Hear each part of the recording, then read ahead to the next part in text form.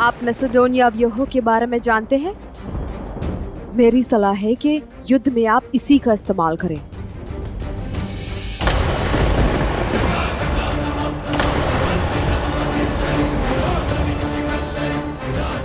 चंद्र। Sandro कॉर्टिस? चंद्र! Sandro कॉर्टिस!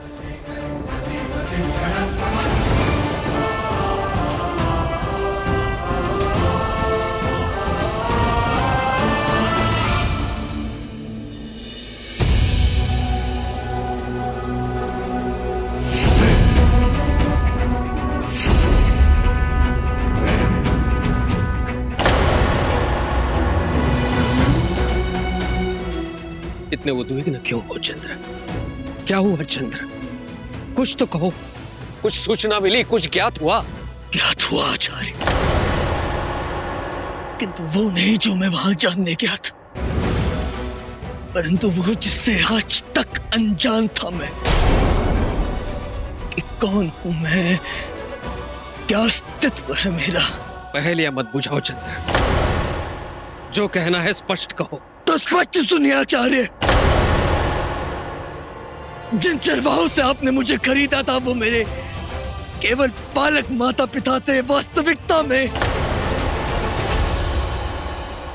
मैं पीपलीवन के राजा सूर्यगुप्त की संतान चंद्रगुप्त मौर्य हूं।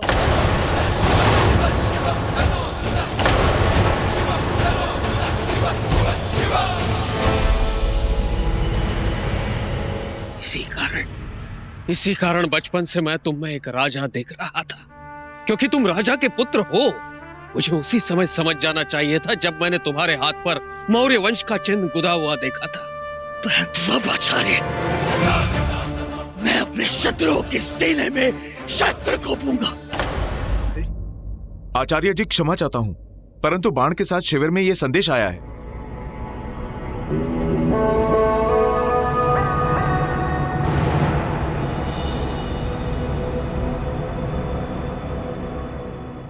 क्या लिखा है इसमें?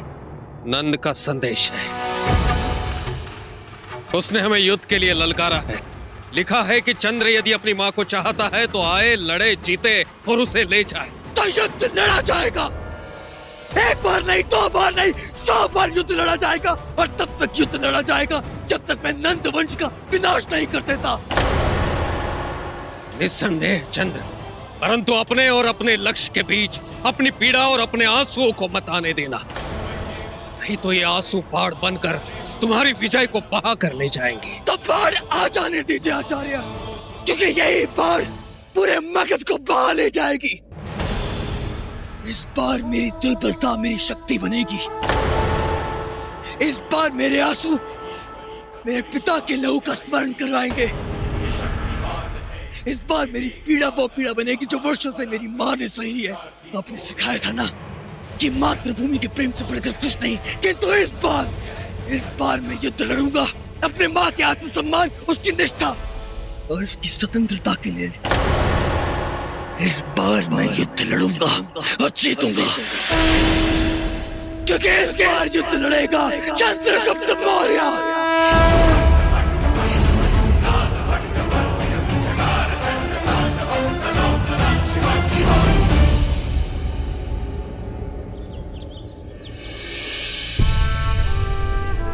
द्रौपदी के माध्यम से हम ये तो जान गए कि मगध की युद्ध नीति क्या होगी,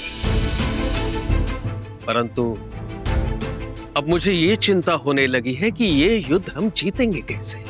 मगध की इतनी विशाल सेना के समक्ष हम टिक कैसे पाएंगे।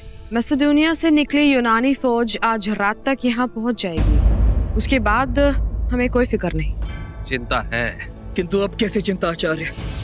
अब तो हमारे पास विशाल सेना है, हमारे पास हमारे शत्रुओं की योजना है, हमारे पास मेरी शक्ति और आपकी बुद्धि है। तो अब ऐसा क्या है जो मैं जीतने से रोकेगा?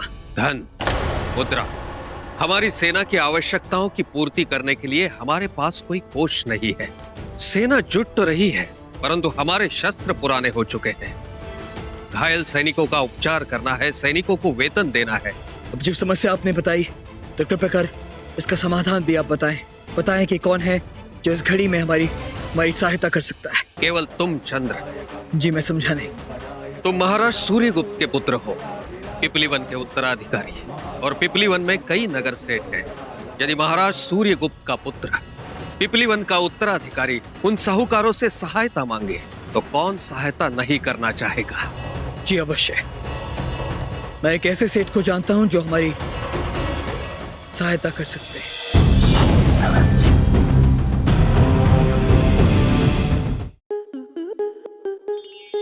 स्टार प्लस के YouTube पेज पर आने के लिए आपका धन्यवाद।